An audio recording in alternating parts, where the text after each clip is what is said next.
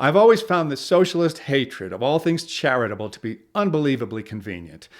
You get to rail against the evils of capitalism, the horrors of voluntary contracts between employers and employees, the inherent indignity of actually having to work for a living, all while refusing to hand over any of your, hard-earned stuff to the downtrodden, who, after all, are the people you're supposedly trying to help.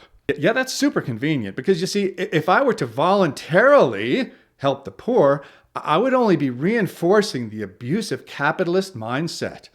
The idea that I myself would have to give up some of my conveniences and luxuries afforded by the free market, well, that's totally beside the point.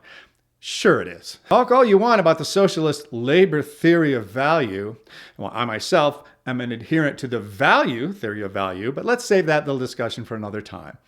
Anyway, yes, say what you want about the labor theory of value, but when you get right down to it, socialism, at its core, is about making absolutely sure that people cannot make their own choices about some of the most important aspects of their lives. Specifically, how they will choose to spend their time contributing to society through the workforce. In a socialist society, anyone who wants free choice in this regard will be imprisoned. This means, by extension, of course, that a voluntary decision to help someone who is in need is directly contrary to the socialist ideal, because that decision is not being forced upon the decision maker. This is a little bit like what happens when communist or socialist countries inevitably turn to free markets to rescue their crumbling societies. It's similar to what is happening in China right now. On the one hand, China opened up its economy, which helped lift millions of people out of poverty. But with its other hand, unfortunately, it's trying to keep a tight grip on the throats of its people to make sure that the free markets they created do not lead to, heaven forbid, free people. Socialists will oppose just about anything that empowers people, and a well-funded and operated charity can be one of the most empowering things you can imagine.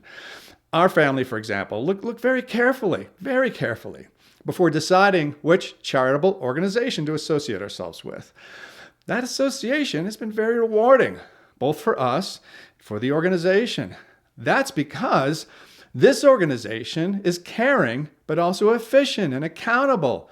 It will not squander its resources on programs where it will have little or no impact, or worse yet, a negative impact.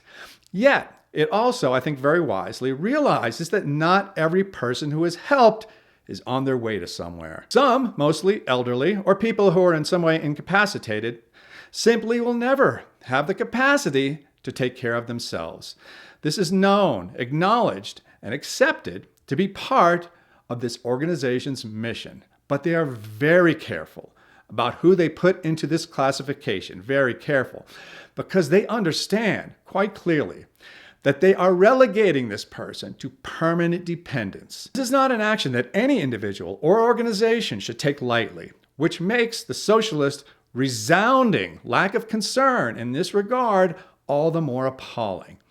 The idea that employees of an organization funded primarily by voluntary donations should be in a position to choose which people to help and how much to help to them is absolutely abhorrent.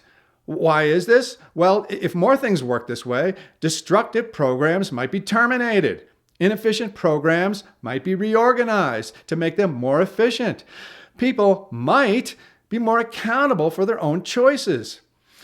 If there is anything that a socialist hates more than accountability, I'm not sure what it would be. To sum up, socialists hate charity primarily because it makes them responsible for voluntary action on their part, not someone else's part, their part, to help those in need and to take responsibility for their own action or inaction and all the consequences that come with it.